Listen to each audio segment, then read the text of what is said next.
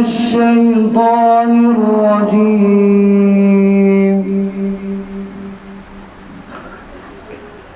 بسم الله الرحمن الرحيم.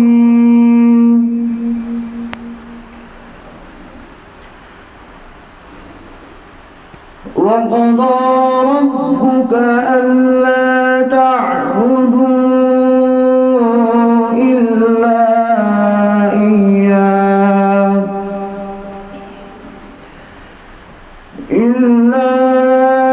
إياه وبالوالدين إحسانا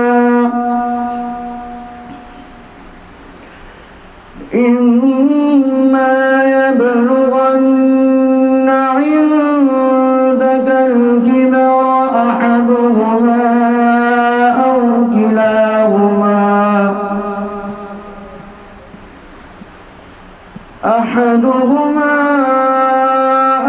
كلاهما فلا تقل لهما أف ولا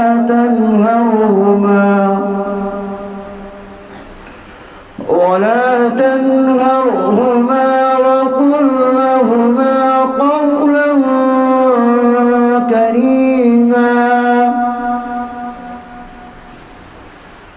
واخفض لهما جناح الذل من الرحمة وقل رب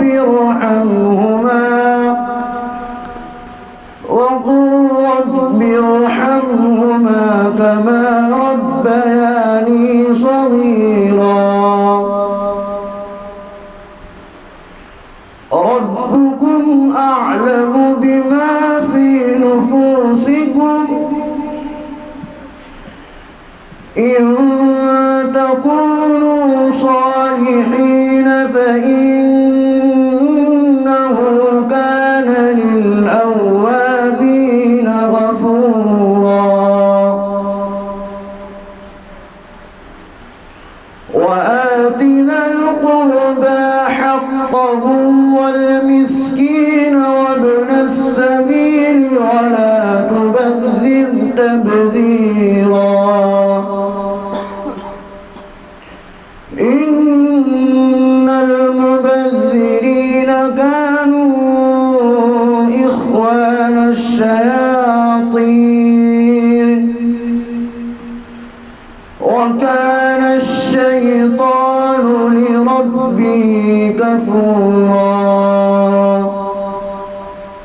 صدق الله العظيم. السلام علیکم. یاسین مزمل مدثر وطٰہٰ کیا نئے القاب سے مولا نے پکارا. کیا شان ہے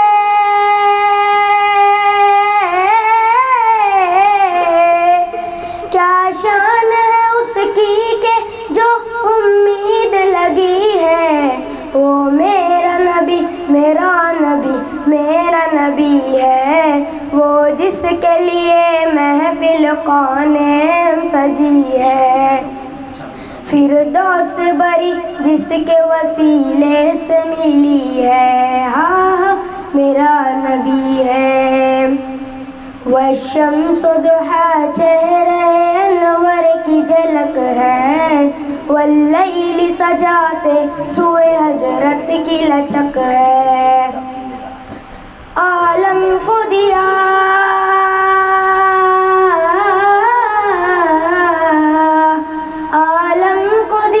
جس کے وسیلے سے ملی ہے. وہ میرا نبی ہے. وہ جس کے لیے محفل قانم سجی ہے. ہاں میرا نبی ہے. اللہ کا فرمان لم نشرح لک صدرک منسوب ہے جس سے ورفعنا لک ذکرک. جس ذات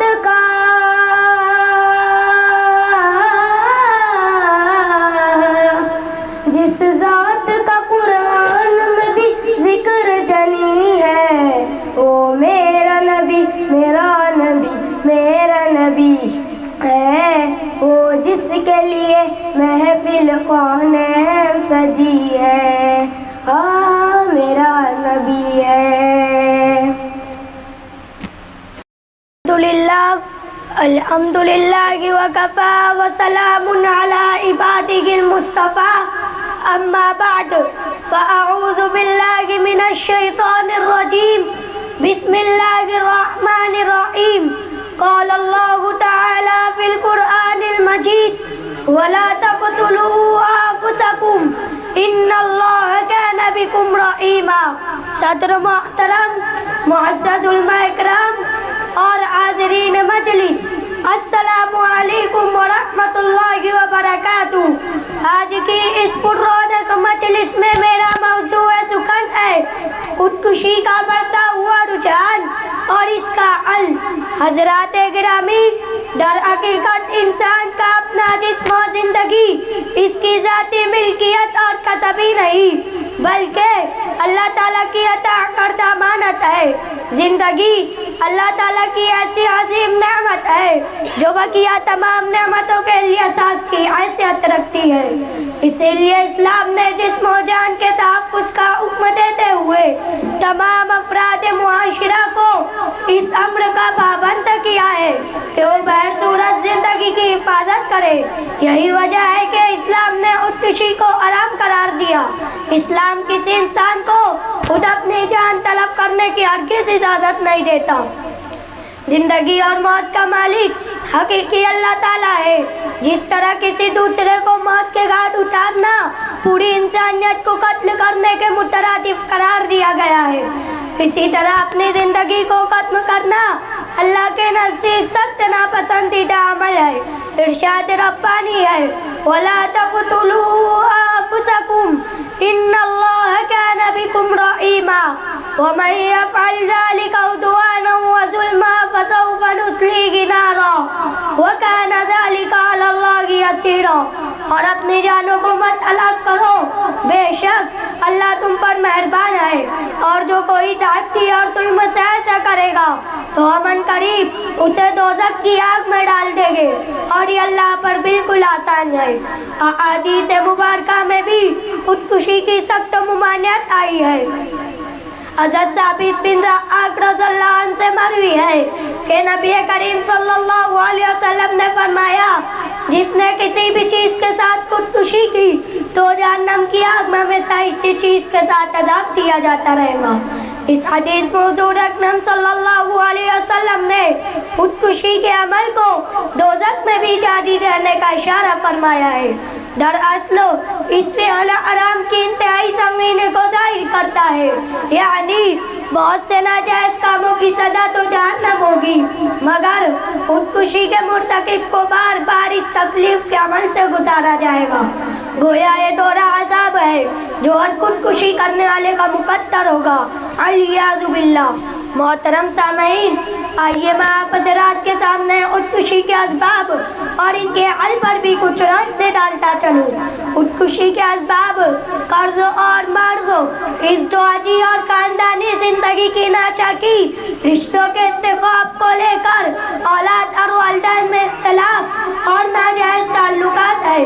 خودکشی کے مذکورہ اسباب کا تدارک ان طریقوں پر کیا جا سکتا ہے: اپنے غریب رشتہ داروں اور محلے کے پریشان حال لوگوں کی مالی مدد کی جائے، پیشہ اور فقیروں کے بجائے غیرت مند غریبوں کا تعاون کیا جائے، اپنے گھریلو ماحول کو دین کے سانچے میں ڈالا جائے اور ناانصافی کی صورت میں مشترکہ خاندان کے بجائے جداگانہ خاندان نظام قائم کیا جائے۔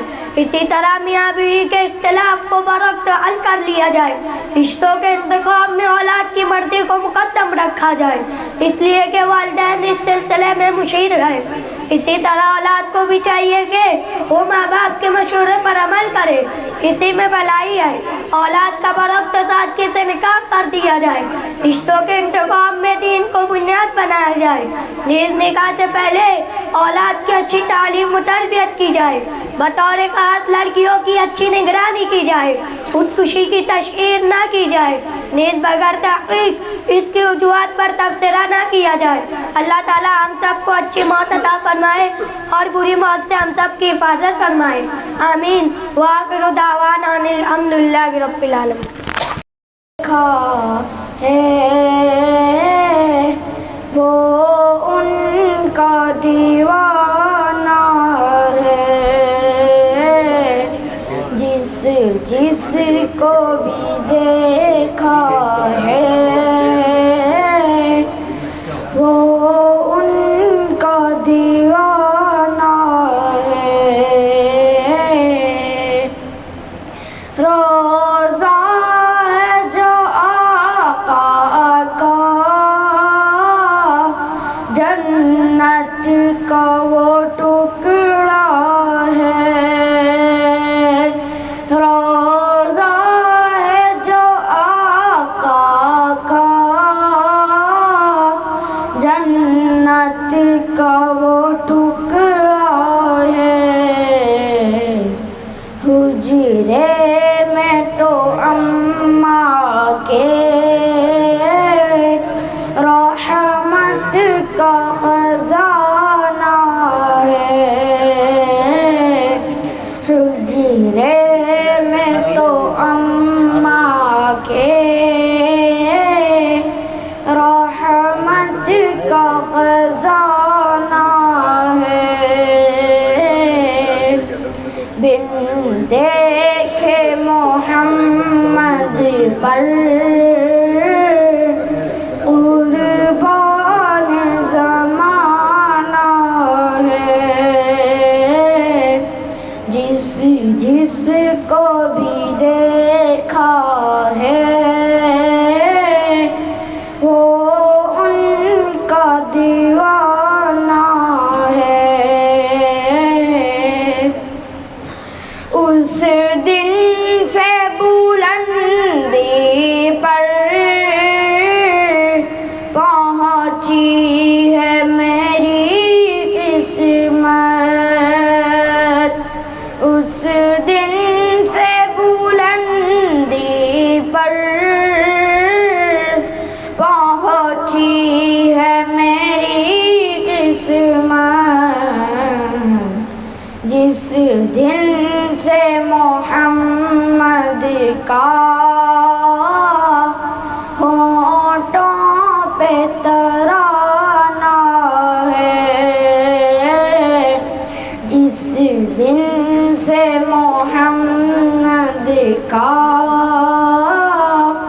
ہونٹوں پہ ترانہ ہے۔ بن دیکھے محمد پر قربان زمانہ ہے۔ جس کو بھی دیکھا ہے وہ ان کا دیوانہ ہے۔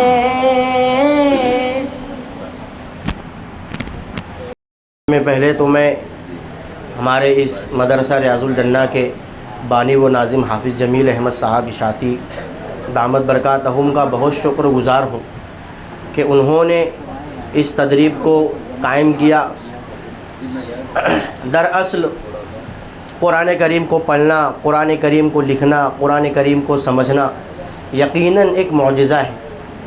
ایک وقت تھا کہ ہم بھی یہ 4 روزہ تدریب سے پہلے سوچتے تھے کہ قرآن کریم کو کیسے لکھا جاتا ہے، قرآن کریم کے جو الفاظ ہے، حرف ہے، اس کو کس طریقے سے ہم کو نقش و نگار کرنا ہے، ایک سوچ چلتی تھی۔ اور جب بھی جامعہ اسلامیہ اشاعت العلوم مکہ کو جانا ہوتا تھا تو ہم رقص کرتے تھے اور بس معجزے پر اپنی بات کو ختم کر دیتے تھے۔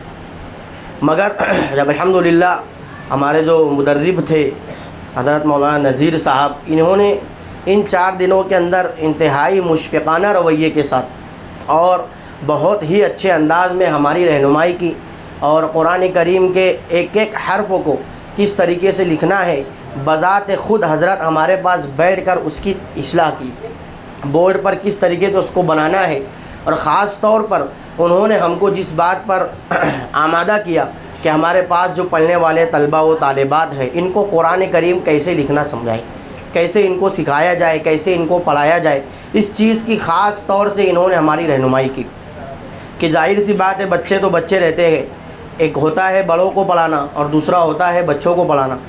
تو بچوں کو پڑھانے کے لیے جو چیزیں نفسیاتی طور پر اور کلاس میں بچوں کو کس طریقے سے قلم پکڑنا ہے، بیاض کو کس طریقے سے رکھنا ہے، کس طریقے سے لکھنا ہے، اور بورڈ پر کس طریقے سے سمجھانا ہے، ہر چیز کی الحمدللہ مولانا نذیر احمد صاحب نے ہماری رہنمائی کی۔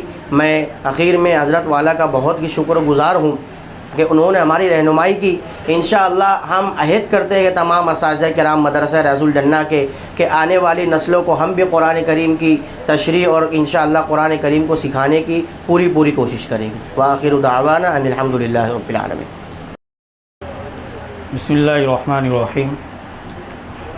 میں سب سے پہلے اللہ رب العزت کا شکر ادا کرتا ہوں کہ جس نے ہمیں یہ موقع علامہ بالقلم کا عافیت کے ساتھ عنایت فرمایا، اور اس کے بعد ہمارے مدرسے کے بانی و ناظم حافظ جمیل احمد صاحب اشاعتی کا شکر گزار ہوں کہ جس نے اللہ رب العزت نے ان کے دل میں ہم اساتذہ کے لیے یہ تڑپ رکھی کہ کچھ بننے اور سیکھنے اور ہر مضمون میں ہمیں حرفاً مولا بنانے کے لیے اللہ رب العزت نے ان کے دل میں تڑپ رکھی۔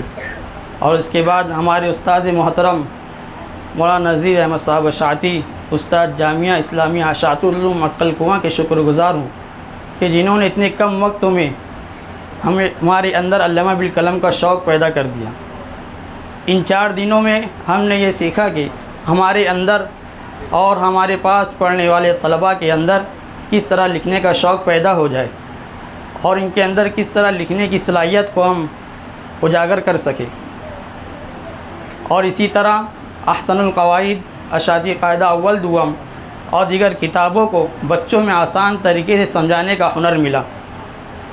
ہم آئندہ عزم کرتے ہیں کہ ہم اس سلسلے کو انشاءاللہ استقامت کے ساتھ جاری رکھیں گے اور وقتاً فوقتاً حضرت والا سے مشورہ لے کر کے اس میں قوی امید پیدا کریں گے، اور ہمارے پاس پڑھنے والے طلباء پر محنت کر کے انہیں بنانے کی فکر کریں گے۔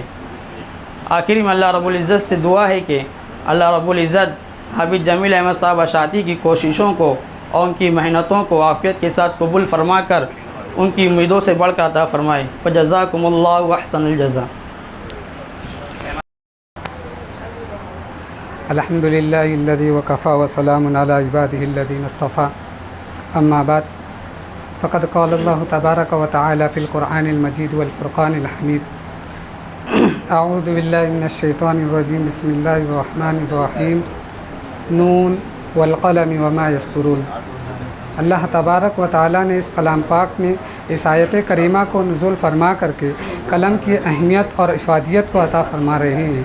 اللہ تبارک و تعالی ہم قسم اس چیز کی کھاتے ہیں جس کی بہت زیادہ عزت و احترام اور اکرام کیا جاتا ہے، تو اللہ تبارک و تعالی نے قلم کی قسم کھا کر کے اپنے بندوں کو قلم کی اہمیت اور افادیت کی طرف بتا رہے ہیں۔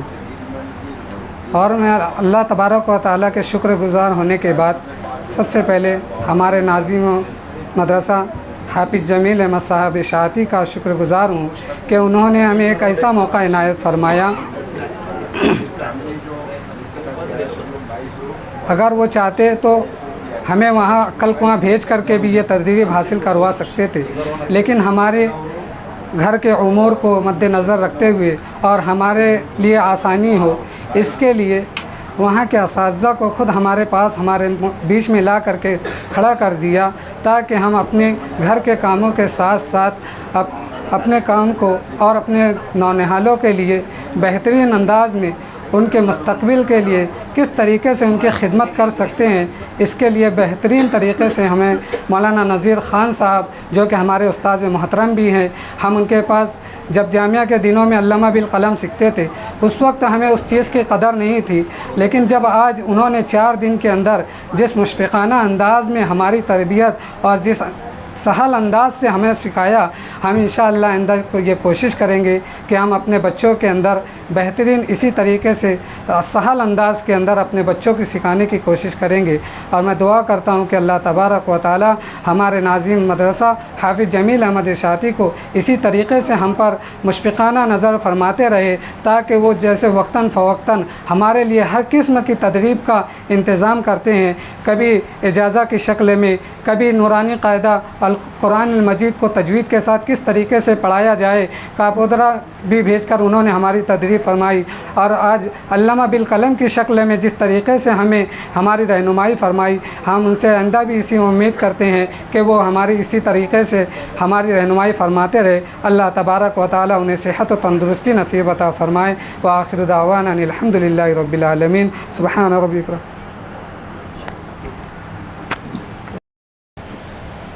بسم اللہ الرحمن الرحیم۔ الحمدللہ، میں سب سے پہلے اللہ رب العزت کا بے پناہ احسان اور شکر ادا کرتا ہوں کہ اللہ تعالیٰ نے مجھے عقل کنواں سے جب میں فارغ ہوا، اس کے بعد فوراً اللہ پاک نے اس ادارہ مدرسہ ریاض الجنہ میں میرا تقرر فرمایا۔ وہاں عقل کنویں سے جب میں آیا ایک دم کوڑا تھا، کچھ نہیں آتا تھا، پڑھ کر آیا۔ ہمارے ناظم صاحب نے کسی ذریعے سے یہاں پر میرا آنا ہوا، حافظ صاحب نے میرا تقرر کیا۔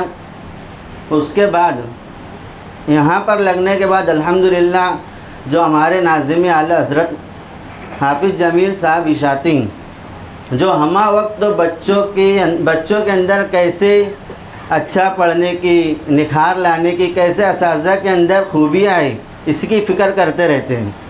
سب سے پہلے تو انہوں نے ہم سب اساتذہ کو کاپودرا گجرات لے کر گئے، جس میں پتہ نہیں کتنا خرچہ آیا ہوگا گاڑی کا۔ وہاں ہم لوگ 8 دن تھے، 8 دن میں کھانے کا نظم، وہاں کا خرچے، اخراجات، انہوں نے تمام تکالیف کو برداشت کیا۔ وہاں سے آنے کے بعد الحمدللہ میں اپنی بات کر رہا ہوں کہ میرے اندر پڑھانے کا جو نہج پیدا ہوا،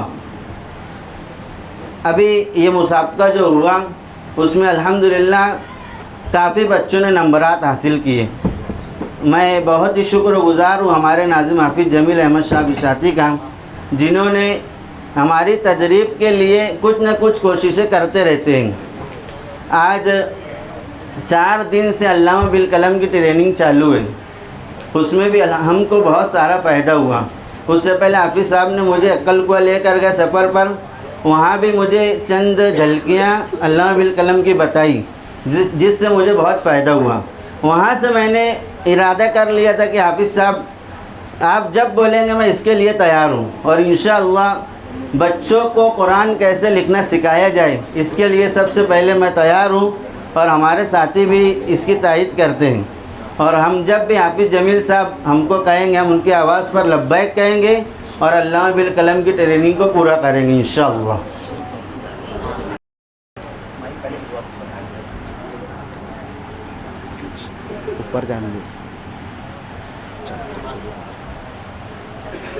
میں عقل کو میں تھا تب، تو اتنی سوجھ بوجھ نہیں تھی کہ علامہ بالقلم سیکھنا چاہیے۔ مجھے میرے والد صاحب نے پوچھا تھا کہ شروع سے داخلہ کرواؤ یا پھر جلدی سے پارہ مکمل کر کے حفظ میں ڈالوں، تو شروع سے میرے دماغ میں یہ تھا کہ حفظ جلدی مکمل کرنا ہے اپنے کو، قرآن شریف تو بعد میں بھی لکھتے رہیں گے، مطلب رائٹنگ درست تو بعد میں بھی ہو سکتی ہے۔ لیکن پھر وہاں سے نکلنے کے بعد میری کلاس میں کچھ طلبہ تھے جو ماشاءاللہ بہت اچھا لکھتے تھے، اس میں سے اکثر آسام کے جو طلبہ تھے، آسام کے، بہار کے، وہ طلبہ بہت اچھا قرآن لکھتے تھے۔ تو مجھے اس وقت افسوس ہوتا تھا کہ میں علامہ قلم کیوں نہیں سیکھا. تو یہاں سے میں جانے کے بعد قاری ابراہیم صاحب کو میں بولا تھا کہ انشاءاللہ میں کچھ دن کے لیے چھٹیوں میں وقت بنا کر میں انشاءاللہ علامہ قلم سیکھنے کے لیے آؤں گا. اس سال بھی پروگرام تھا ششماہی چھٹی میں جانے کا, لیکن اتفاق سے وہاں کی چھٹی بھی لگ گئی اور یہاں کی بھی چھٹی تھی, تو میں بولا کچھ مل نہیں پائیں گے. لیکن اللہ تعالیٰ ہمارے ناظم صاحب کو جزائے خیر دے کہ انہوں نے ہماری اس دلچسپی کو دیکھ کر اور تمام اساتذہ کی دلچسپی کو دیکھ کر علامہ قلم کا پروگرام بہت پہلے سے بنا کے رکھے تھے, لیکن کچھ دشواریوں کی وجہ سے آگے پیچھے وقت ہو رہا تھا. پہلے دن جب میں بیٹھا سیکھنے کے لیے تو پہلے دن مجھے بالکل بھی سمجھ میں نہیں آیا کہ مجھے لکھنا کس طرح ہے اور یہ سمجھانا کیا چاہ رہے ہیں. لیکن جس طرح مولانا نذیر صاحب نے شفقت کے ساتھ میں بغیر کسی کو کچھ غصہ گرمی دکھائے ہوئے ایک دم پیار محبت سے ہم لوگوں کو بتائے کہ اس طرح لکھنا ہے, بلکہ بڑی ہمدردی کے ساتھ ہم لوگوں کو بتایا کہ اس الف کو اس حرف کو اس انداز سے لکھنا ہے, تو اس سے ہم لوگوں کو اور مزید جذبہ ہو کے کرنا چاہیے. دوسرے دن میں جب بیٹھا دوسرے دن جب میں لکھنے کے لیے بیٹھا تو ایسا لگ رہا تھا جیسے میں بہت ڈھیر چیز میں بہت کام کر سکتا ہوں میں, اور علامہ قلم میں قرآن جس طرح لکھا جاتا ہے اس طرح میں لکھ سکتا ہوں. تو انشاءاللہ میں بھی پوری کوشش کروں گا, اور مدرسے کے ہمارے جو اساتذہ کرام ہیں وہ بھی انشاءاللہ پوری کوشش کریں گے تمام بچوں کو قرآن کس طرح لکھنا ہے وہ اس طرح اللہ سے دعا کرتے ہیں کہ وہ ہم لوگ کوشش کریں گے اللہ تعالیٰ بنا دے. جزاکم اللہ. محترم اور عزیز طلبہ و طالبات, ابھی جیسا کہ آپ تمام نے چند اساتذہ کے تاثرات ملاحظہ فرمائے اور معلمات کے بھی تاثرات آپ نے ملاحظہ کیے. قبل اس کے کہ ہم ناظم محترم کو مائک دیں اور وہ کچھ اپنے خصوصی تاثرات اور ان کے آئندہ کے عزائم اور اس طرح کی تدریبی نشستیں منعقد کرنے سے ان کا منشا و مقصد کیا ہے, اس سے قبل کچھ مختصر تاثرات جو میرے اپنے ہیں وہ میں آپ کے گوشے گزار کرنا چاہتا ہوں.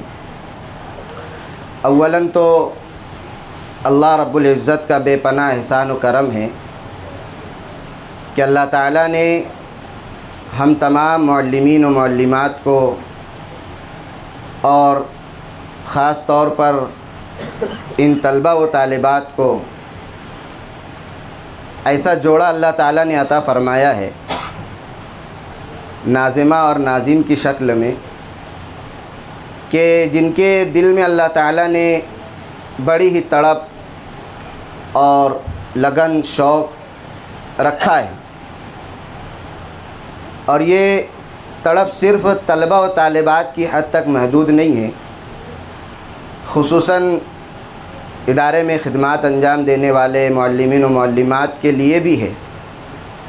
عام طور پر جو دیگر ادارے ہوتے ہیں وہاں پر اگر اس طرح کے کچھ انتظامات کیے جاتے ہیں یا اس طرح کے کچھ اگر تدریبی نشستیں اگر منعقد کی بھی جاتی ہیں تو بہت ہی مخصوص طریقے پر صرف طلبہ و طالبات کے لیے وہ منعقد کیے جاتے ہیں, لیکن اس کی فکر بہت کم کی جاتی ہے کہ جو پاور پلانٹ ہے جہاں سے بجلی سپلائی ہو رہی ہے اس کی ریپیرنگ کی جائے, اس کی دیکھ ریکھ کی جائے, اس کے اندر کتنی ضرورت ہے کس چیز کی اس کو پورا کیا جائے. یہ الحمدللہ ہمارے مدرسے کے بانی و ناظم کے اندر اللہ تعالیٰ نے یہ داعیہ رکھا ہے کہ وہ ہم اساتذہ کرام کی وقتاً فوقتاً ایسے مواقع ہمیں دیتے رہتے ہیں. اور اس سے قبل بھی جو ہمارا نورانی قاعدہ اشاعتی قاعدے کی جو تدریب ہوئی تھی وہ بھی الحمدللہ اسی کی ایک سنہری کڑی تھی, اور خصوصاً اس تدریبی پروگرام کے جو تاثرات ہیں وہ کچھ ایسے ہیں کہ میں خود ابھی تک جو 4 روز سے قبل جو لکھنے کی جو ہماری جو کیفیت تھی کہ بس حرف بنانا ہے، اب وہ اس کا رخ کدھر جا رہا ہے اس سے کوئی ہم کو سروکار نہیں ہے۔ الف اگر بنانا ہے تو بس ایک لائن سے شروع ہو دوسری لائن پر ختم ہو، اتنا ہم کو پتہ ہے۔ بیچ میں اس کی شیپ کیسی ہو، بیچ میں اس کا بنانا اس کو کس طرح سے ہے، وہ یہاں پر ہم کو احساس ہوا کہ الف کو سیدھا بنایا جائے، اور سیدھا وہ کس طرح سے ہوگا یہ ہم نے ان 4 دنوں میں سیکھا۔ اسی طرح ہم یہ سمجھتے تھے کہ با، عین، میم، بس منڈی گھمائی اور گول کر دیا، بس میم کی شکل بن گئی۔ عین کو بس گھما کر حمزہ کی شکل بنائی اور گول منڈا کر دیا، بس عین بن گیا۔ بس یہ ہمارے وہم میں تھا کہ ہاں بس ہم بہت اچھا لکھتے ہیں، ہم یہ کرتے ہیں۔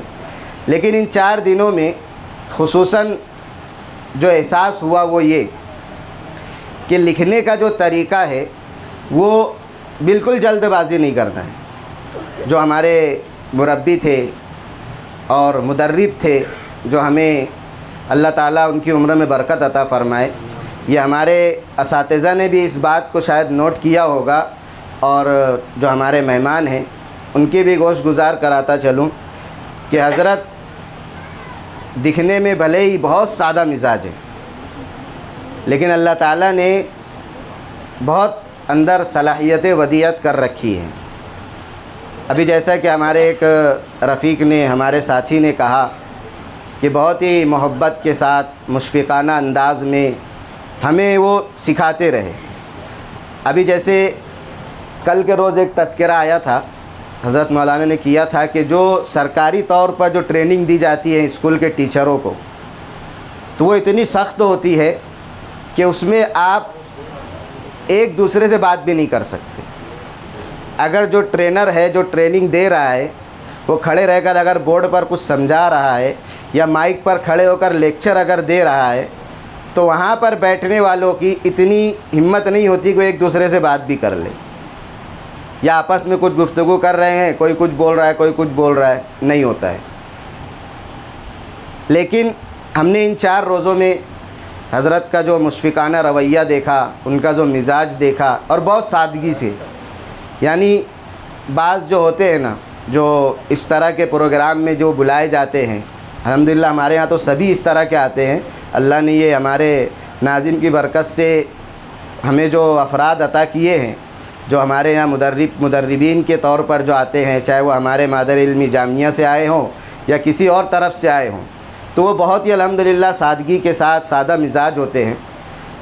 دوسرے جو اگر ہوتے ہیں تو وہ کرسی سے نیچے اتر کر سمجھانا گوارا نہیں کرتے، یا اگر بورڈ پر کھڑے ہوں تو بورڈ پر کھڑے ہونے کے بعد بس انہوں نے وہاں لکھ دیا، چلو اس کو دیکھو اور اسی طرح سے پورا کرو، 10 بار لکھو، 100 بار لکھو، یہ صفحہ بھرو، وہ صفحہ پورا کرو، یہاں پر اس کو ایسے کرو، وہاں پر اس کو ویسے کرو، بس یہ ٹریننگ ہوتی ہے۔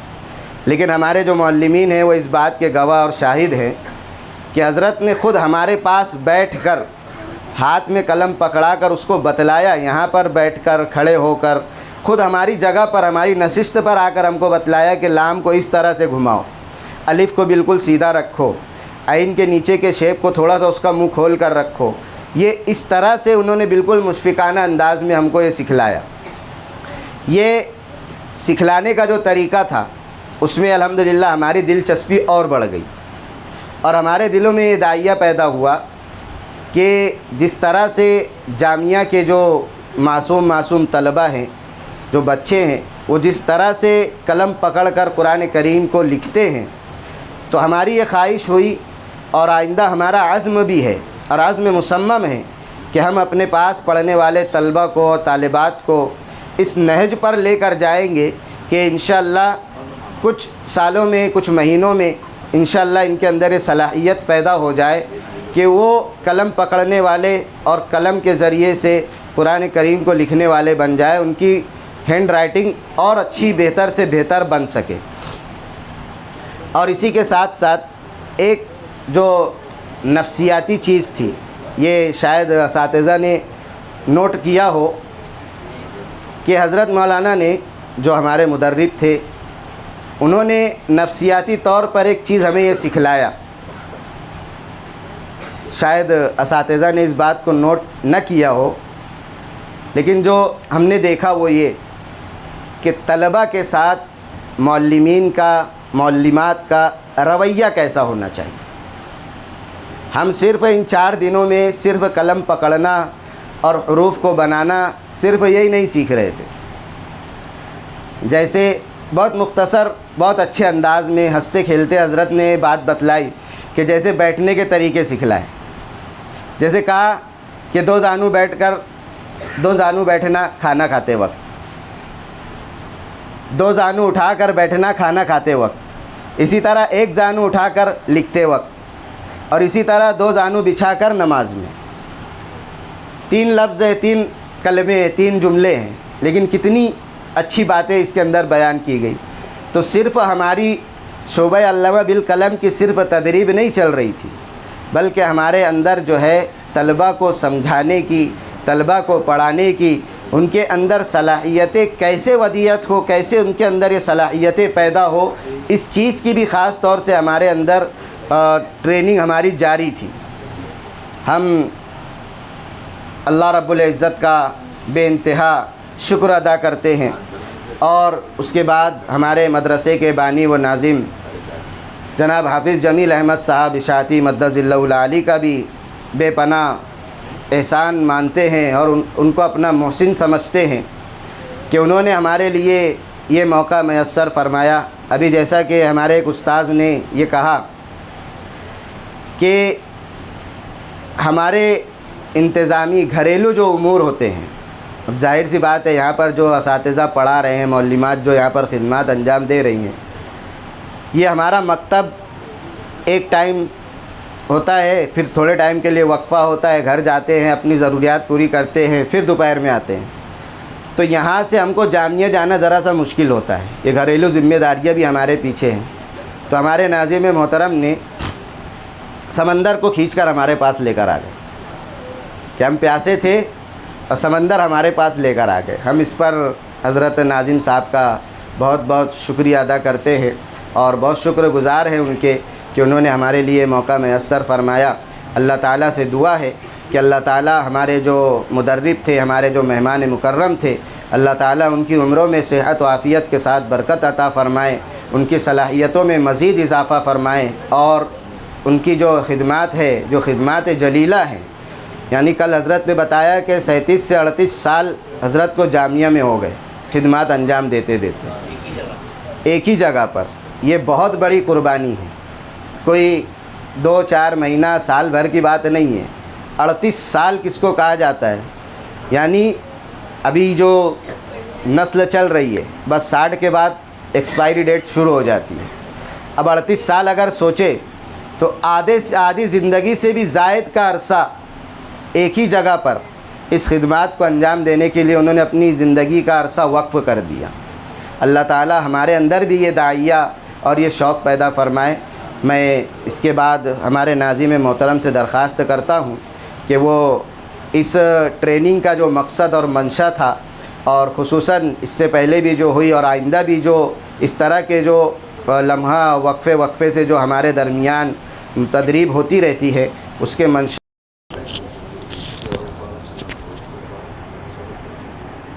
نحمده ونصلي على رسوله الكريم اما بعد اعوذ بالله من الشيطان الرجيم بسم الله الرحمن الرحيم اقرأ باسم ربك الذي خلق خلق الانسان من علق صدق الله العظيم وصدق رسوله النبي الكريم وعلى آله واصحابه اجمعين.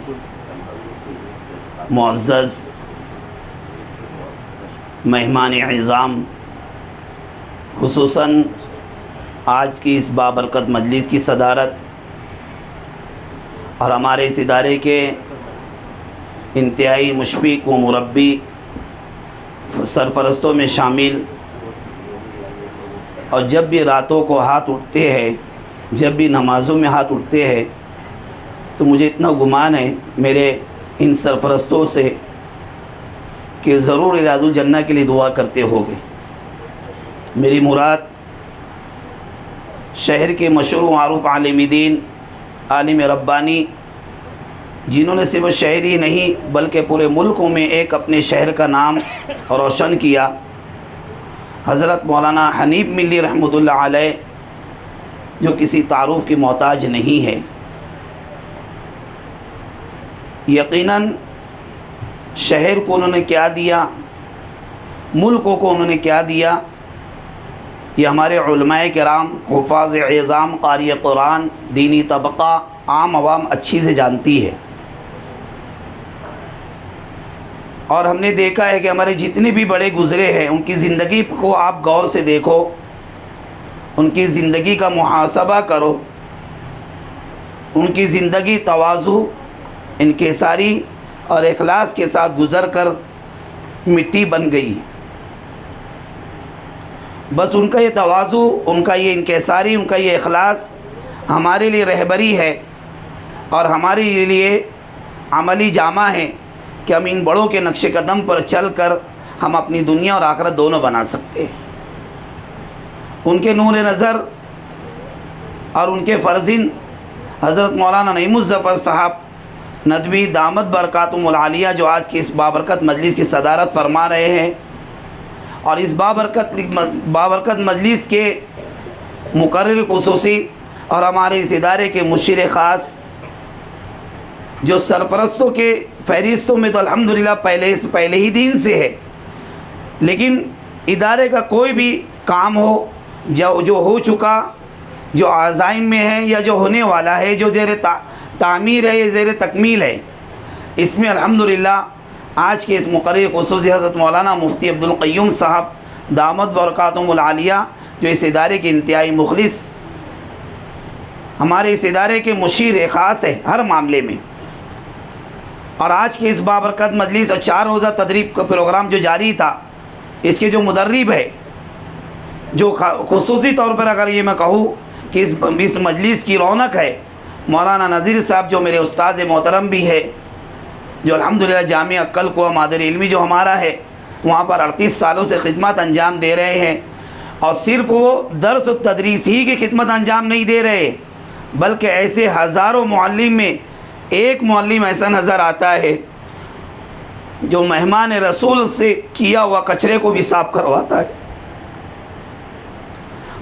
حضرت نے کبھی اپنی زندگی کو گادی تک محدود نہیں کیا، کرسی تک محدود نہیں کیا، بلکہ انہوں نے درس و تدریس کے ساتھ ساتھ آنے والے مہمان رسول جو پورے ملکوں سے جامع عقل گوا کے اندر ہزاروں کی تعداد میں موجود ہے، جو مشن وسطانوی کو ہمارے اس ادارے کے سرپرست حضرت مولانا حذیفہ وسطانوی صاحب دامت برکاتہم العالیہ آگے لے کر چل رہے ہیں، حضرت کا فون آ جائے یا حافظ عبدالصمد صاحب کا فون آ جائے یا جامعہ کے منتظمین میں سے کسی کا فون آ جائے، چاہے رات کے 4 بج رہے ہو، رات کے 3 بج رہے ہو، صبح صادق ہو یا غروب آفتاب ہو، یا رات کی تاریکی ہو یا ٹھنڈی ہو یا بارش ہو یا گرمی کی شدت والی دھوپ ہو، حضرت کو فون آتا ہے، حضرت اپنی نیند کی بیداری کو بیدار ہو کر اپنی نیند کی، اپنے گھر کی، اپنی بیوی بچوں کی قربانی دے کر فوراً جامعہ کی آواز پر لبیک کہتے ہوئے جامعہ کی خدمت کے لیے پہنچ جاتے ہیں۔ اگر یہ میں کہوں کہ سانپ سے ہر انسان ڈرتا ہے کیونکہ موذب جانور ہے، اور مولانا نذیر صاحب سے ان کے اس اخلاص کی برکت سے سانپ ان سے ڈرتا ہے۔ یہ ہم سب کے لیے رائے ہموار ہے، اور ان کا یہ نمونہ ہم سب کے لیے کہ ہمیں بھی خدمت کیسی کرنا چاہیے۔ قوم کے بچوں کو اگر بنانا ہے، قوم کی بچیوں کو اگر بنانا ہے تو ہمیں گادی کو چھوڑنا ہوگا، ہمیں کرسیوں کو چھوڑنا ہوگا، ہمیں اپنے بڑوں کے طریقوں کو اپنانا ہوگا، جب جا کر قوم کے بچوں کے مستقبل کو ہم بنا سکتے ہیں۔ اب وہ دور نہیں کہ پیاسا کنویں کے پاس جائے، بلکہ اب یہ وہ دور سے ہم گزر رہے ہیں کہ اب کنویں کو پیاسے کے پاس آنے کی ضرورت ہے۔ تو جو ہمارا 6-7 ستمبر کو جو پروگرام ہوا مولانا اسماعیل صاحب کا عبداللہ کا نورانی قاعدہ، قاری عام، ناظر قرآن کریم بھی تجوید، شعب حفظ اور ارشادی قاعدہ اور محفوظات دینیات، وہ 2 روزہ تدریب کے پروگرام میں کاپودرا سے حضرت مولانا اسماعیل صاحب دامت برکاتہم العالیہ تشریف لائے۔ اس کے بعد یہ 4 روزہ تدریب کا پروگرام علامہ بالقلم کا جو جاری ہے، یقیناً اس میں میرا کوئی کمال نہیں، میں اس قابل نہیں ہوں کہ مہمانوں کو یہاں بلا سکوں، میں اس قابل نہیں ہوں کہ ان کے اخراجات کو برداشت کر سکوں۔ یہ تو میرے رب کا، میرے اساتذہ اور اس ادارے کی معلمات کی مخلصانہ تعاون اور آپ کی نیتوں کا ثمرہ ہے کہ مہمان آ جاتے ہیں بندے ناچیز کی دعوت پر۔ یہ آپ کی طلب کا نتیجہ ہے، آپ کی طلب جیسی ہوگی ویسی طلب ناظم کے اندر ہوگی، اور آپ کی جب ناظم کے اندر طلب ہوگی تو آنے والے مہمان کے اندر اس سے زیادہ طلب ہوگی۔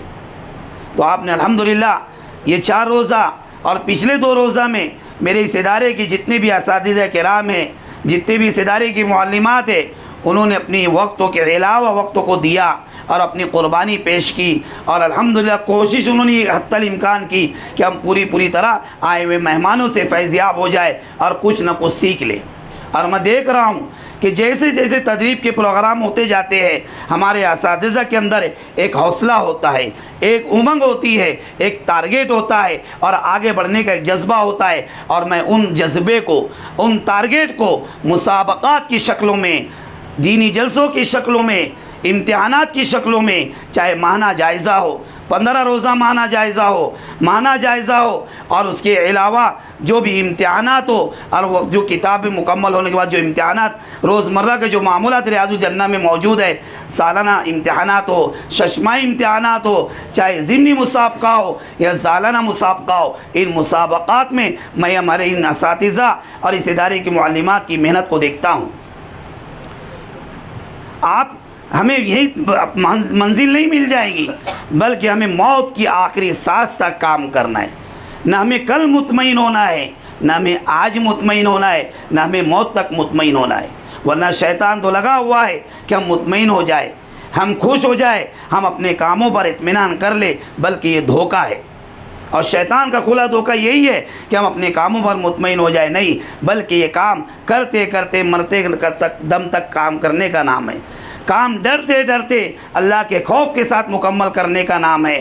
تو میں اساتذہ سے، ادارے کی تمام معلمات سے درخواست کروں گا کہ اگر آپ نے یہاں پر سیکھا ہے تو یہ علامہ بالقلم، ان بچوں کے قلم کس طریقے سے پکڑنا ہے یہ آپ کو سکھانا ہے، یہ بچے کیسے مشق کریں یہ آپ کو سکھانا ہے، اور ہمارے بڑے جو ہمارے درمیان میں موجود ہے یہ ہماری رہنمائی کے لیے، ہماری سرپرستی کے لیے، اور ہمارے لیے راتوں کو اٹھ کر، ہمارے لیے ہاتھوں کو اٹھا کر ہمارے لیے دعائیں کرنے کے لیے موجود ہے۔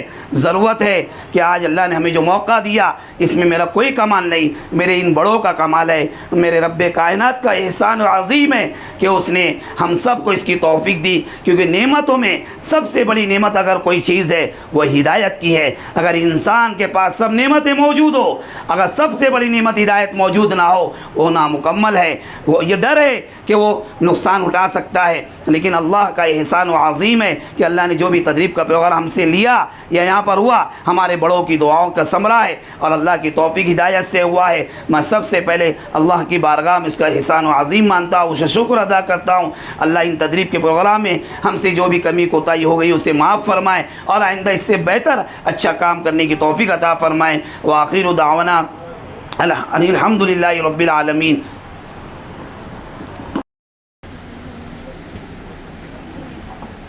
بسم اللہ الرحمن الرحیم۔ الحمد للہ وکفا وسلام علی عباد الذین اصطفیٰ،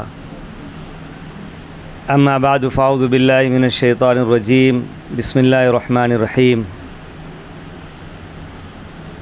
قال اللہ تبارک و تعالی فی محکم تنزیلی، اقرأ باسم ربک الذی خلق۔ وقال النبی صلی اللہ علیہ وسلم، العلم نور۔ وقیل العلم لا یعطیک بعض حتی تؤتیہ کلک۔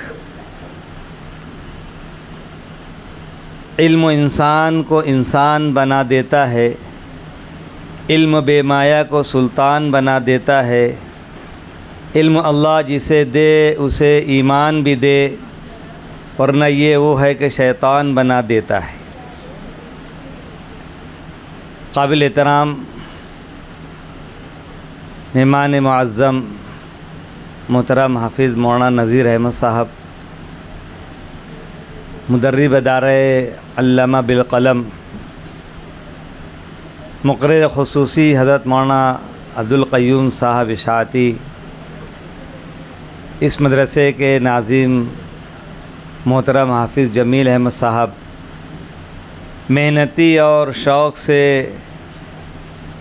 پر اساتذہ کرام، معلمات اور عزیز طلبہ و طالبات،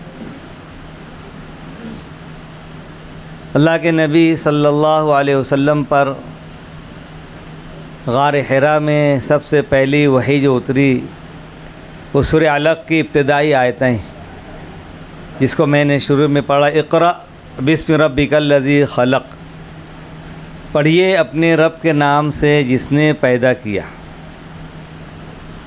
اور حدیث میں اللہ کے نبی صلی اللہ علیہ وسلم کا جو قول پیش کیا، العلم نور، علم روشنی ہے۔ اور ایک مقولہ پیش کیا، مقولہ کہتے ہیں کہی ہوئی چیز کو، حدیث بھی ایک مقولے کی ضمن میں آ سکتی ہے۔ بعض لوگوں نے اس کو حدیث بھی کہا ہے، بعض لوگوں نے کہا کہ حدیث نہیں ہے، اس لیے میں نے کہا وقیل، کہا گیا۔ اب وہ کسی بزرگوں نے کہا اور آپ صلی اللہ علیہ وسلم نے کہا، دونوں شامل ہیں کہ علم تم کو اپنا تھوڑا سا حصہ نہیں دے گا یہاں تک کہ تم اس کو اپنا پورا دے دو۔ علم بہت غیور چیز ہے، علم اللہ کی صفت ہے۔ ہمارے نبی صلی اللہ علیہ وسلم اپنے آپ کو کہتے ہیں کہ انا بعثت معلماً، میں معلم بنا کر بھیجا گیا۔ پھر ہماری جو کتاب ہے دستور حیات ہے، منشور ہے، جو ہمارا ضابطہ ہے قرآن پاک، وہ بھرپور علمی کتاب ہے، پوری کی پوری علم سے بھری ہوئی ہے، کوئی ایک نقطہ بھی ان علم سے خالی نہیں۔ پھر آپ صلی اللہ علیہ وسلم کی جو احادیث ہے اس کا کتنا بڑا ذخیرہ ہے، وہ پورا کہ پورا علم۔ اور آپ صلی اللہ علیہ وسلم کو تو اول آخر کا علم دیا گیا۔ آپ صلی اللہ علیہ وسلم کا ارشاد ہے، اوتیت علم الاولین والآخرین، مجھے اول اور آخر سب علم دیا گیا۔ پھر ہمارے صحابہ کرام کے آثار جو دیکھے جائیں، وہ ایک علم کا ایک زبردست ذخیرہ ہے۔ اس کے بعد ائمہ کرام، فقہائے امت، انہوں نے جو ترتیب دی ہے، کتابوں کو جو لکھا ہے، وہ ایک علمی ماخذ ہے۔ یہاں تک کہ ہمارے امام اعظم رحمۃ اللہ علیہ، ابو حنیفہ رحمۃ اللہ علیہ، ان کے جو دو شاگرد جن کو صاحبین سے تعبیر کیا جاتا ہے، حضرت امام یوسف رحمۃ اللہ علیہ اور امام محمد رحمۃ اللہ علیہ، ان کی جو تصنیف ہے ہدایہ، اس میں زبردست علم کا ایک ذخیرہ جمع ہے۔ وہ 80 جلدوں میں لکھی گئی ہے، اس کو شارٹ کر کے، مختصر کر کے 2 جلد ابھی اس کو بنایا گیا ہے، جو آپ مدرسوں میں دیکھیں گے یا آگے انشاءاللہ آپ لوگ پڑھیں گے، ملت میں، بیت العلوم میں، دورے سے 1 سال پہلے یا 2 سال پہلے ہدایہ اولین، ہدایہ آخرین وہ پڑھائی جاتی ہے۔ وہ 80 جلدوں کو شارٹ کر، وہ ان کے جو کارنامے کتابوں کے لکھنے کے، کسی عظیم انگریز مؤلف اور مورخ نے دیکھ کر کہا تھا، ان کتابوں کو دیکھ کر، اور اس میں دنیا بھر کے قوانین بھی ہیں، مسائل کا حل بھی ہے، علمی بحث بھی ہے، سب کچھ ہے۔ ان کو دیکھ کر کہا تھا کہ یہ چھوٹے محمد، یعنی امام محمد رحمۃ اللہ علیہ کا یہ حال ہے، تو بڑے محمد یعنی آپ صلی اللہ علیہ وسلم کا کیا حال ہوگا۔ اتنا علمی ذخیرہ ہمارے پاس ہے۔ ہمارے بزرگوں نے بہت کام کیا۔ ایک بزرگ کے بارے میں ابھی کتابیں پڑھا کہ انہوں نے اتنا علمی کام کیا لکھنے کا کہ انہوں نے کہا ہے کہ پیدا ہونے سے مرنے تک انہوں نے روزانہ 20 صفحہ لکھا۔ حالانکہ پیدا ہوتے ہی لکھنا نہیں شروع کیا، لیکن بعد میں اتنا زیادہ لکھا کہ اس کو کور کر لیا۔ یہ جب آج ٹرین لیٹ ہوتی ہے 2 گھنٹہ تو آگے چل کے کیا کرتی ہے وہ، ہے نا، جو گھبراتا ہے اس کو بولتے ہیں ارے گھبرا مت، ٹرین جو ہے وقت پر پہنچے گی۔ لیکن جس کو جہاں ہوتا ہے وہ ہم نے تو لیٹ ہو گیا 2 گھنٹہ، ہم لوگ ذرا لیٹ ہیں، لیکن انہوں نے کتنا کام کیا، زبردست کام۔ ایک بزرگوں نے لکھنے کا جو کام ہوتا تھا وہ برو سے کرتے تھے، پہلے برو چھانٹتے تھے، لکھتے لکھتے وہ موٹا ہوتا تھا، پھر اس کو چھیلتے تھے، تو وہ برادہ جمع کیا، اتنا زیادہ برادہ جمع کیا، اور آخر میں کہا کہ میں مروں گا تو میری میت کو نہلانے کے لیے جو پانی گرم کیا جائے گا یہ برادے سے کرنا۔ اس سے کیا گیا، پھر ہی بچ گیا۔ تو ہمارا رب علمی، علیم، عالم الغیب والشہادہ، علیم بذات الصدور، ان اللہ بما تعملون بصیر، کیسی کیسی تعبیر ہے نا۔ پھر ہمارے نبی علمی، ہماری کتاب علمی، ہمارا مذہب علمی، ہمارے اسلاف جو تھے وہ سب علمی کارنامے کرتے۔ ہم لوگ 6ٹھی جماعت میں شاید تھے، ایک اردو کتاب میں ایک مضمون تھا، ابو ریحان البیرونی کے نام سے، مرنے کے وقت ایک علمی مسئلے میں وہ بحث کر رہے تھے، علمی مسئلہ تھا، اور ابھی ادھر جاکنی کا عالم ہے، مرنے کے قریب ہیں۔ لوگوں نے کہا کہ حضرت بولے میری یہ خوش قسمتی ہوگی کہ میری جان نکلے تو میں ایک علمی بحث میں انہیں لگا ہوا رہوں، یہ میری خوش قسمتی ہے۔ جیسے آپ ہم روزہ رکھتے تھے ہمیشہ، پیر جمعرات کا کہتے تھے کہ میری خوش قسمتی ہوگی کہ میری موت آئے تو میں روزے کی حالت میں اللہ کے دربار میں جاؤں۔ وہ البیرونی اپنی خوش قسمتی کہتے تھے کہ میری جان نکلے اس حالت میں کہ میں علمی مشغلے میں مصروف رہوں۔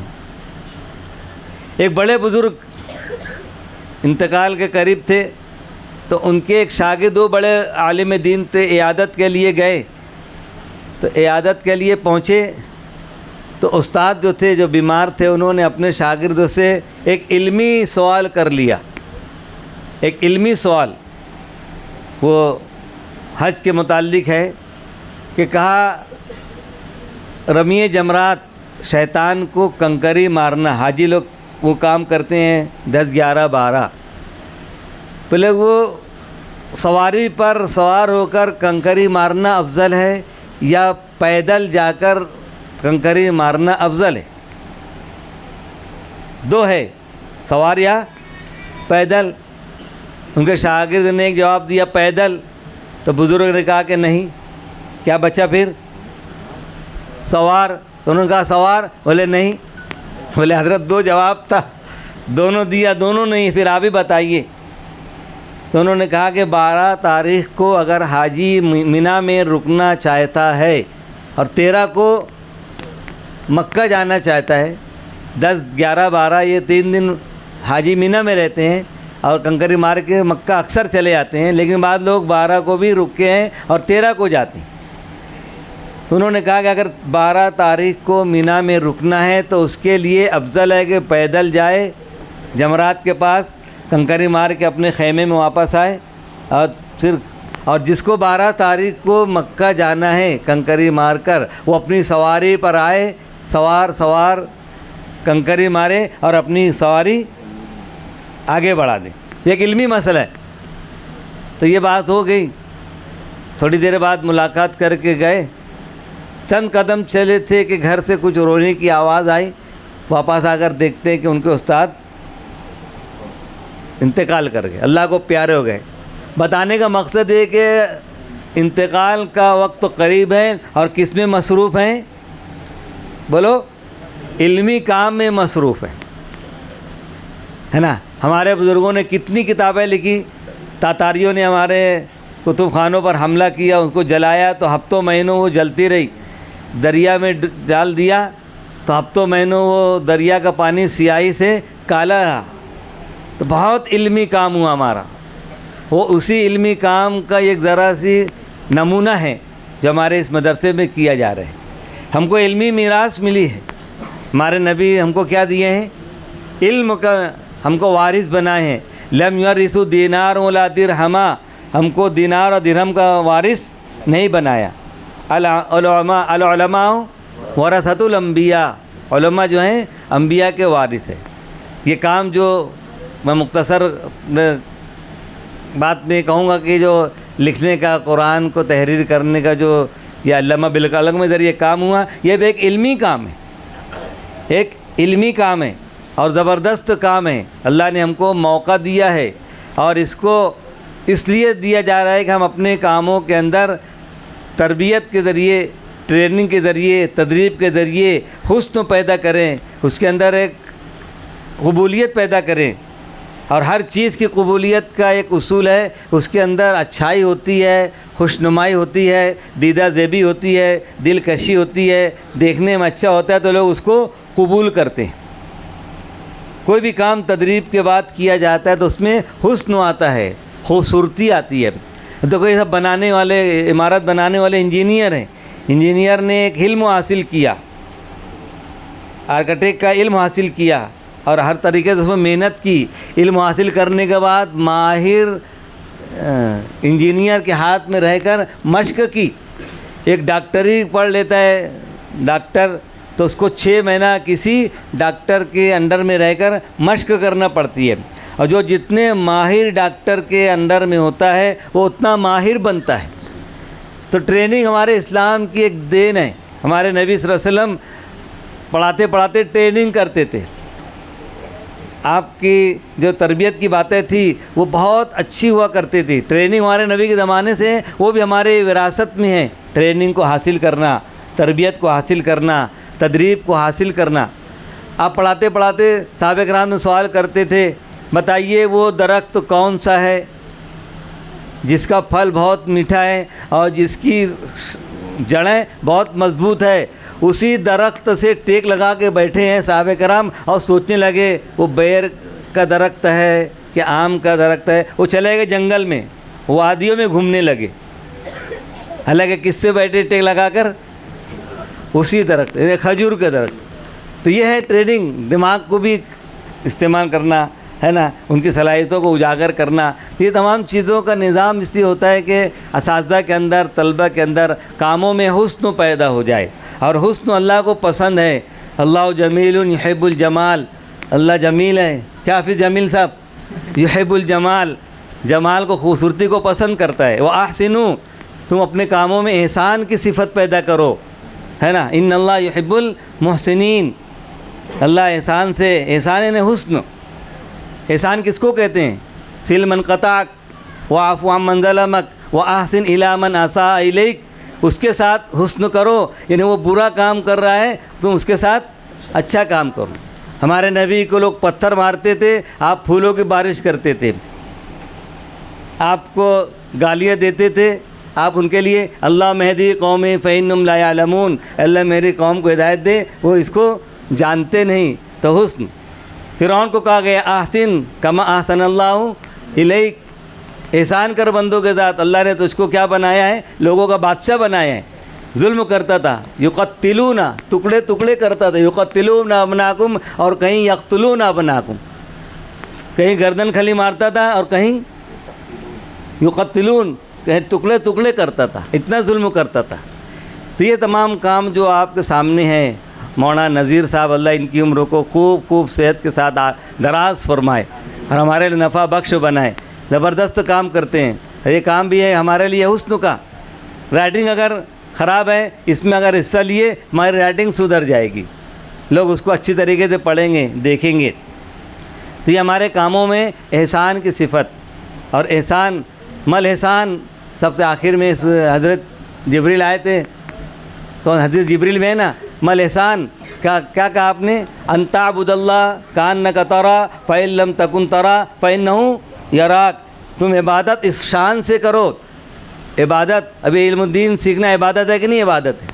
ہمارے نبی نے فرمایا قرآن سیکھنے کو کیا فرمایا؟ قال النبی صلی اللہ علیہ وسلم خیرکم من تعلم القرآن وعلمہ. یہ بھی دین ہے. دین کے کتنے شعبے؟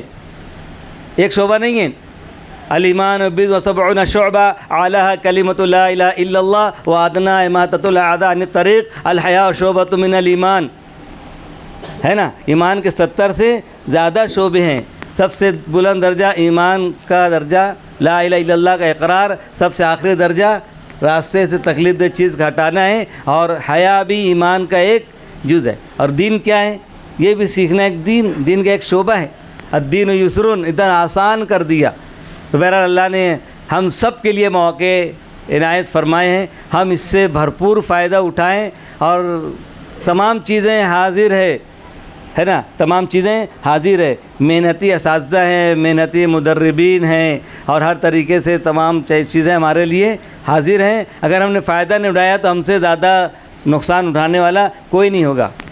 وہ ایک شعر ہے نا جس میں کہا گیا ہے کہ وہ کسان بہت زیادہ ہی نامراد ہے نا، کہ سب کچھ حاضر ہوتے ہوئے اس کے کھیت میں ایک دانہ نہیں اگتا. اور لوگ محنت کر کے چھوٹی سی زمین میں سینکڑوں تھیلے پیدا کرتے ہیں. محنت تو اللہ نے ہم کو زمین ہموار دی ہے، بس فائدہ اٹھانا ہمارا کام ہے. ہم فائدہ اٹھانے والے بن جائیں اور نفع بخش بنیں گے تو اللہ ہم کو دنیا کے لیے بھی نفع بخش بنائے گا اور باقی رکھے گا. وَأَمَّا مَا يَنْفَعُ النَّاسَ فَيَمْكُثُ فِي الْأَرْضِ وَأَمَّا الزَّبَدُ فَيَذْهَبُ جُفَاءً. جو نفع بخش ہوتا ہے اللہ اس کو باقی رکھتا ہے، اور جو ایسے گھاس پھوس والی ہوتی ہے وہ ضائع ہو جاتی ہے. اللہ اس تدریب کو ہمارے لیے نفع بخش بنائے اور اس سے خوب فائدہ اٹھانے پہنچانے کی ہم کوشش کریں. اللہ ہمیں اس کی توفیق عطا فرمائے. آپ لوگوں نے ہمیں عزتوں سے نوازا.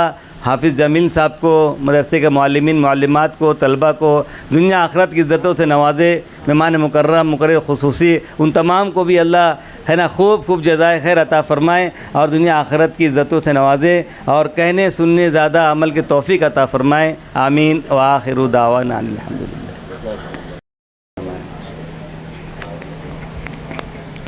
بارک اللہ.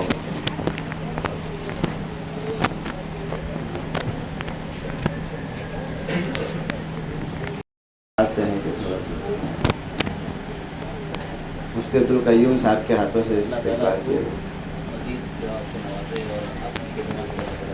آمین آمین ثم آمین.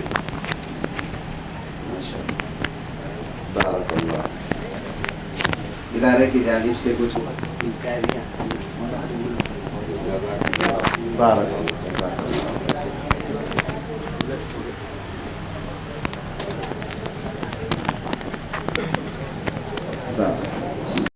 صدر محترم کے ہاتھوں اور ناظرین صاحب کے ہاتھوں سے ہمارے مقرر خصوصی حضرت مولانا مفتی عبدالقیوم صاحب کا استقبال کیا.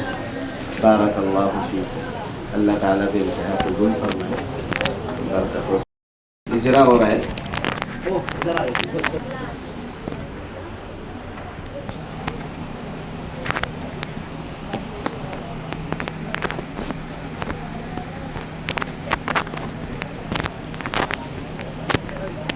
جزاک اللہ. یا اللہ.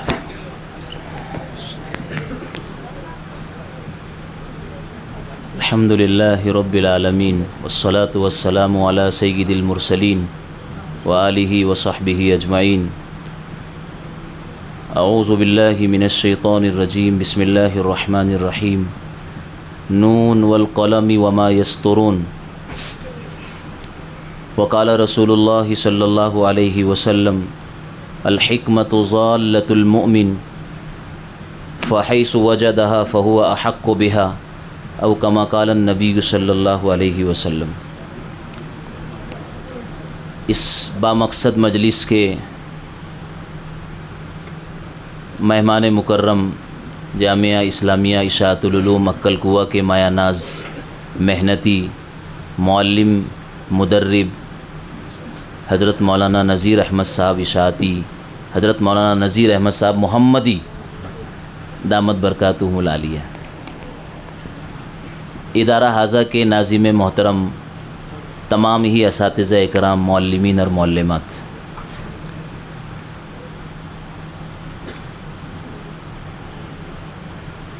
ہم اپنے ماضی میں اگر جاتے ہیں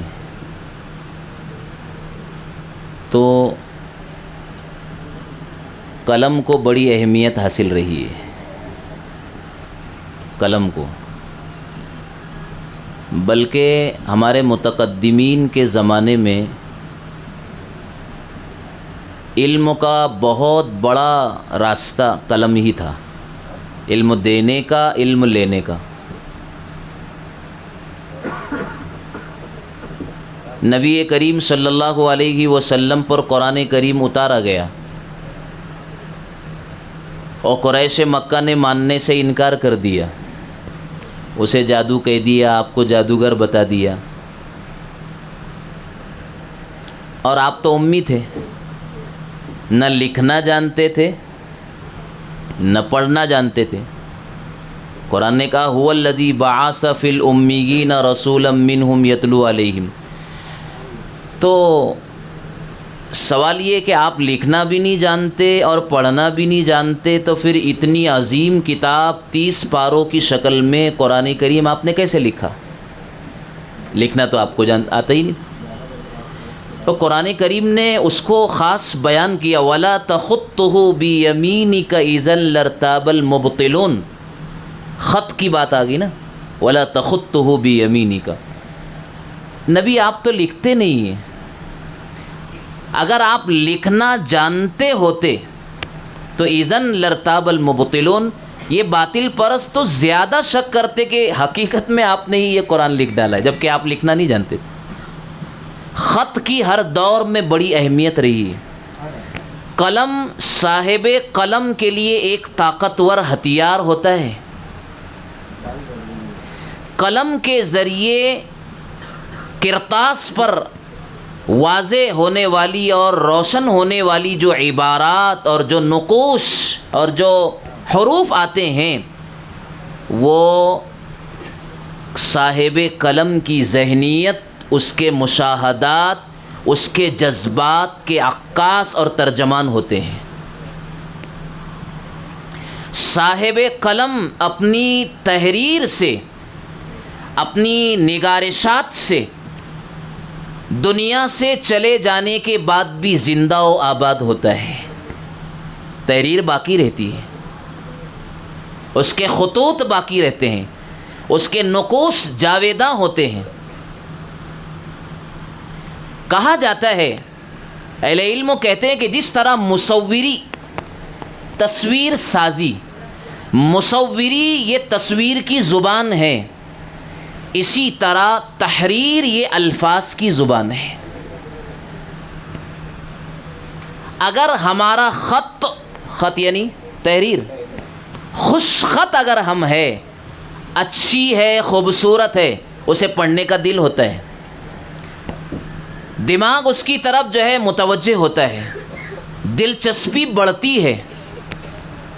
تحریر اگر اچھی نہیں ہے تو چاہے اس کا مضمون کتنا ہی گہرا ہو، معنویت سے لدا ہوا ہو، لیکن حروف اچھے نہیں ہو، ٹیڑھے میڑے ہو، الٹے سیدھے ہو، ان کی نوک و پلک کی تربیت نہ ہوئی ہو اگر حروف کی، جیسے کہ حضرت مولانا ہمارے مہمان مکرم نے آپ کو حروف کی نوک و پلک سواری، آپ کے اس کی ابتدا آپ کو بتائی، اس کی انتہا بتائی، یہ حرف کہاں سے شروع ہوگا اور کہاں ختم کر دینا ہے آپ کو، اس کے اصول ہے، اس کے قوانین ہے، اس کے ضوابط ہے، وہ سب آپ کو بتایا حضرت نے، اور ماشاءاللہ آپ نے دلچسپی سے اس کو لیا۔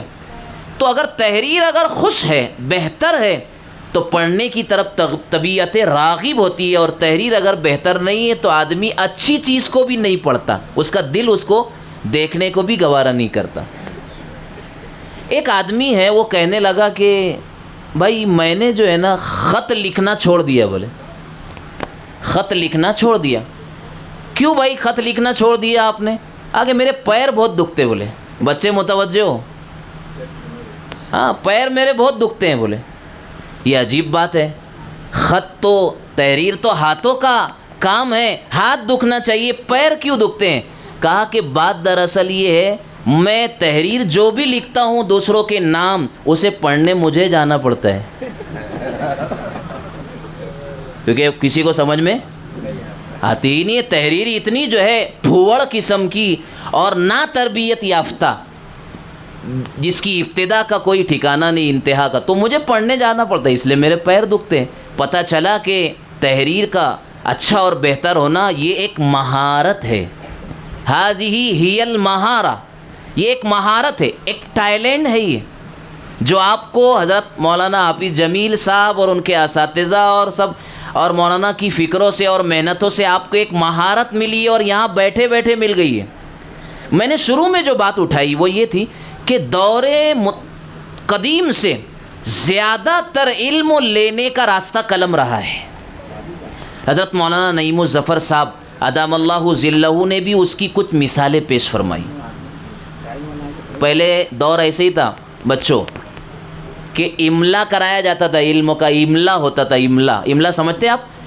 استاد اور معلم کہہ رہا ہے جو اس کے سینوں میں اللہ نے رکھا ہے، اور سامعین اور مخاطبین اور خوشہ چی طلباء اور اساتذہ اس کو تحریر کر رہے ہیں، لکھ رہے ہیں۔ اس طرح سینکڑوں جلدیں وجود میں آئی۔ حضرت الامام شافعی رحمۃ اللہ علیہ بچپن میں یتیم تھے، یتیم ہو گئے۔ والدہ نے ان کی کفالت تربیت کا انتظام سنبھالا۔ جب وہ مدینۃ المنورہ پہنچے، امام مالک رحمۃ اللہ علیہ کا زمانہ ہے، مدینۃ المنورہ پہنچے، مسجد نبوی میں امام مالک رحمۃ اللہ علیہ نے 22 سال تک حدیث نبوی کا درس دیا ہے۔ ہزاروں کا ہجوم ہے شاگردوں کا، حاصل کرنے والوں کا۔ حضرت حدیث املا کروا رہے ہیں امام مالک رحمۃ اللہ علیہ۔ امام شافعی رحمۃ اللہ علیہ کی غربت اور یتیمی کا، لاوارثی کا یہ حال تھا کہ قلم نہیں ہے اور کاغذ نہیں ہے۔ تمام طلبہ حدیث لکھ رہے ہیں۔ امام شافعی رحمۃ اللہ علیہ کو مجلس حدیث میں اور درس حدیث کے اندر ایک کوئی تنکا ملا، اس کو اٹھا لیا۔ جیسے یہ تنکا میرے سامنے آ گیا، دیکھیے اس طرح کا کوئی تنکا ہاتھ لگ گیا، اسے اٹھایا، اسے قلم بنایا، اور اس قلم سے اپنے ہاتھ کو جو ہے کرتاس بنایا، کاپی اور کاغذ بنا لیا، اور امام مالک رحمۃ اللہ علیہ کی طرف سے کہی جانے والی احادیث مبارکہ کو وہ لکھ رہے ہیں، قلم اس طرح چلا رہے ہیں ہاتھ۔ مجلس ختم ہوئی، نماز کا ٹائم آیا، ضروریات کے لیے جو ادھر ادھر ہوئے، امام مالک رحمۃ اللہ علیہ نے امام شافعی رحمۃ اللہ علیہ جو بچے تھے ان کو بلایا اور کہا کہ تم کیا لکھ رہے تھے؟ تمہارے پاس نہ قلم ہے نہ تمہارے پاس کاغذ ہے، تم کیا کر رہے تھے؟ کہا کہ حضرت یہ تنکا تھا، میں نے اس کو قلم بنایا، اپنے ہتھیلی کو میں نے کرتاس اور کاپی بنایا، اور میں آپ کی کہی ہوئی حدیثیں لکھ رہا تھا۔ امام مالک رحمۃ اللہ علیہ نے کہا کہ یہ تو دھوکہ ہے ایک طریقے کا، آپ لکھ رہے ہیں کچھ بھی نہیں ہے، یہ تو ایک بے ادبی ہے، درس حدیث کی بے ادبی، کلام رسول کی بے ادبی ہے۔ امام شافعی رحمۃ اللہ علیہ نے کہا کہ حضرت میرے پاس انتظام نہیں ہے، نہ قلم کا نہ کاغذ کا، آپ کے پاس تو انتظام ہے، بہترین بورڈ ہے آپ کے پاس۔ اب تو اللہ تعالیٰ نے ایسی سہولت اور ایسی کہنا چاہیے فیاضی ہم لوگوں کے ساتھ اللہ کے کرم کی ہے کہ اب تو ڈیجیٹل بورڈ ہے ہمارے پاس۔ جامعہ اسلامیہ اشاعت العلوم عقل کنواں میں 2 لاکھ اور 2.5 لاکھ روپے کا ایک ڈیجیٹل بورڈ ہے، اور ایک نہیں دو نہیں 50 سینکڑوں بورڈ ہے ہمارے یہاں الحمدللہ، ہر کلاس میں ڈیجیٹل بورڈ۔ اللہ تعالیٰ نے ہم کو اس طرح سے کمزور اور خستہ نہیں رکھا، تو متقدمین نے اس طرح علم لیا۔ کہا کہ میں نے تو کہا کہ تم نے لکھا کچھ نہیں ہے؟ کہا کہ حضرت جو کچھ آپ فرما رہے تھے میں اس کو اپنے دل پر لکھ رہا تھا۔ 100 حدیثیں بیان فرمائی تھی، کہا کہ سناؤں گے 50 تو میں مانوں تمہاری بات۔ امام شافعی رحمۃ اللہ علیہ نے اس مجلس کے اندر 100 کے 100 حدیثیں جو کا تو امام مالک سے جو سنی ہوئی تھی سنا دی۔ میں اس واقعے سے بتا رہا ہوں کہ قلم و کرتاس کی ہمیشہ کیا رہی ہے؟ اہمیت رہی ہے۔ آپ نے ہمارے یہ اساتذہ جانتے ہیں جنہوں نے بڑے اداروں سے پڑھا ہے اور فارغ اور جو ہے خریج بنے ہیں، یہ وہ اپنے اساتذہ سے انہوں نے سنا ہے امام ابو یوسف رحمۃ اللہ علیہ کے امالی ابی یوسف، امام ابو یوسف رحمۃ اللہ علیہ اپنے سینے میں بھرے ہوئے علم کے خزانے کو جو اپنی زبان کے راستے سے طلباء اور خواہش مندوں میں انڈیلتے تھے، طلباء اس کو لکھ لیتے تھے، تو جو کتابیں تیار ہوئی اس کو کہتے ہیں امالی ابی یوسف، امام ابو یوسف رحمۃ اللہ علیہ کی امالی، اس لیے کہ امام اعظم ابو حنیفہ رحمۃ اللہ علیہ کا علم انہی 2 شاگردوں کے راستے سے زیادہ پوری دنیا میں عام و تام ہوا۔ ایک ہے حضرت الامام ابو یوسف رحمۃ اللہ علیہ اور دوسرے ہے امام محمد رحمۃ اللہ علیہ۔ تو لکھتے تھے، امالی تیار ہوئی، امالی ابو یوسف، لکھنے کا بڑا زور تھا۔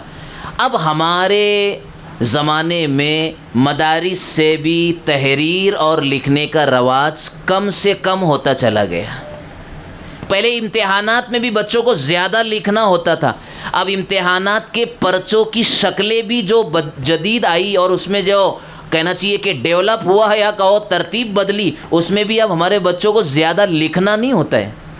لکھنا بہت اہم چیز ہے.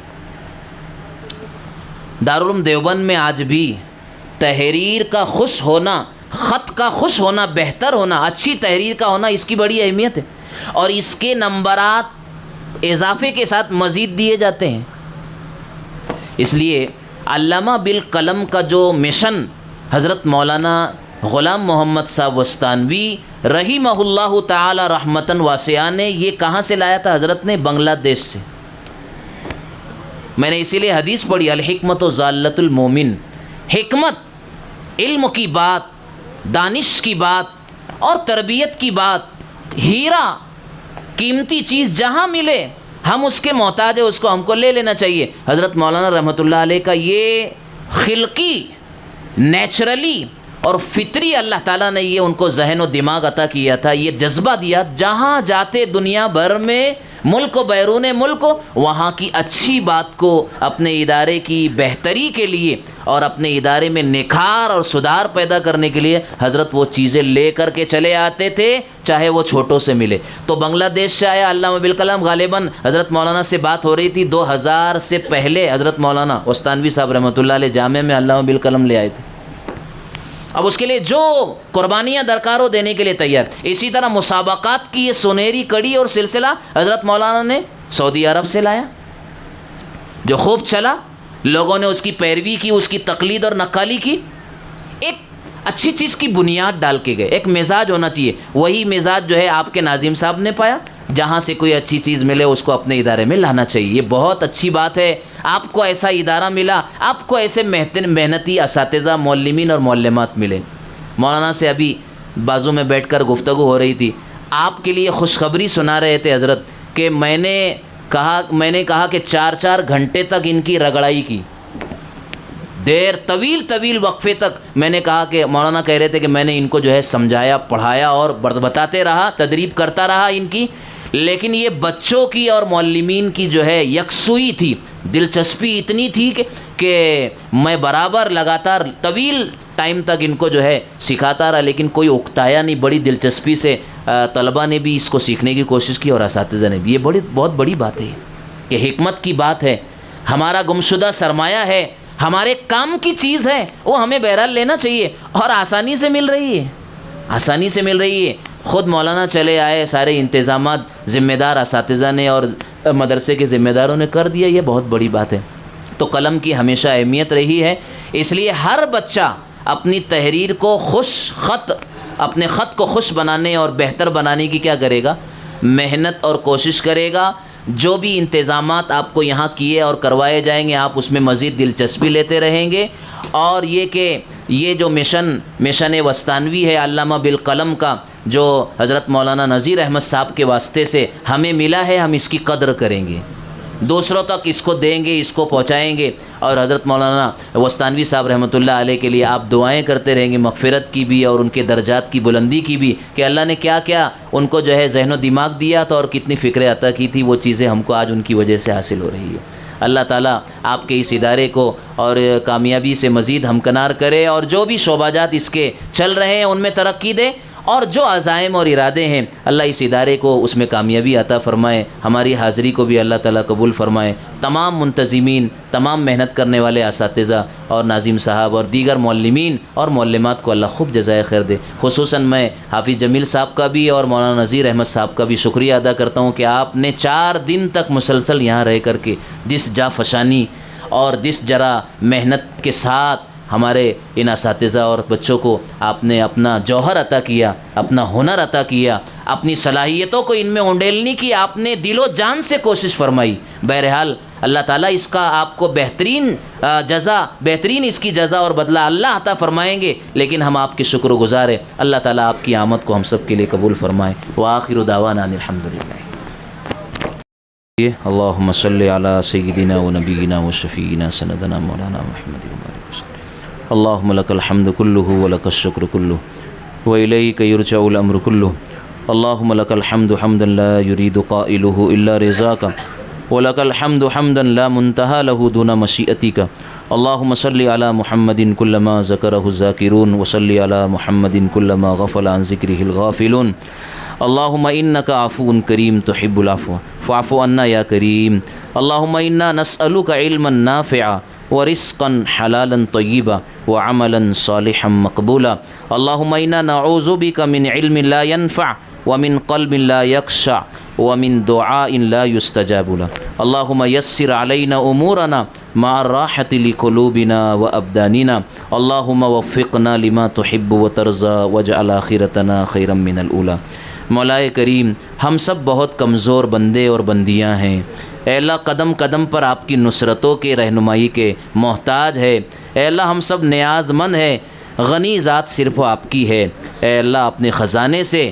صلاحیتیں مہارتیں اور استعداد ہم سب کو عطا فرما اے اللہ آپ کا دین کسی کی صلاحیت کا کمال کا ہنر کا محتاج نہیں اے اللہ جو کچھ آپ نے دیا ہے آپ کے خزانے خاص سے اپنی مہربانی سے ہم کو عطا کیا ہے اے اللہ جو دیا ہے اس میں اضافہ فرما اور مزید آگے بڑھنے کے حوصلے ہم سب کو عطا فرما اے اللہ یہ ادارہ بڑی محنتوں کے ساتھ چل رہا ہے اے اللہ بڑی قربانیوں کے ساتھ چل رہا ہے آپ کے کرم سے چل رہا ہے اے مولا کریم اپنے کرم کا اور فضل کا مزید حصہ اس ادارے کو عطا فرما ان کے منتظمین اور ان کے اساتذہ اعظام کو اے اللہ مزید حوصلہ طاقت قوت ہمت عطا فرما اے اللہ مخیرین کی بہترین جماعت عطا فرما حوصلہ دینے والوں کی اے اللہ جماعت عطا فرما اچھے خیالات والوں کی جماعت عطا فرما اے اللہ یہ مجلس جو قائم کی گئی اور 4 روز سے جو محنتیں یہاں ہوئی ہے تیرے قرآن کی نسبت پر ہوئی ہے مولا اے اللہ اس کی نسبت بہت اونچی ہے آپ کی کتاب کے ساتھ ہے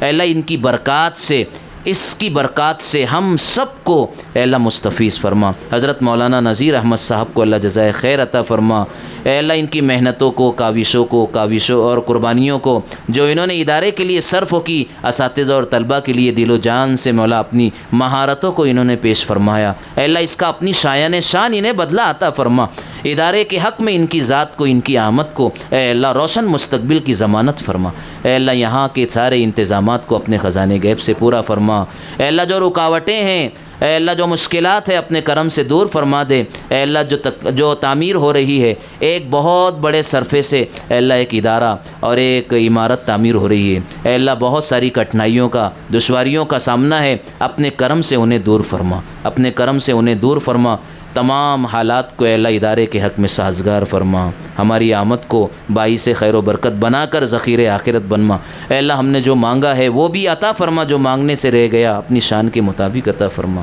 ہماری دعاؤں کو اپنے کرم سے فضل سے اپنے محبوب نبی کی برکتوں سے پورا فرما صلی اللہ علی النبی الکریم برحمتک یا ارحم الراحمین.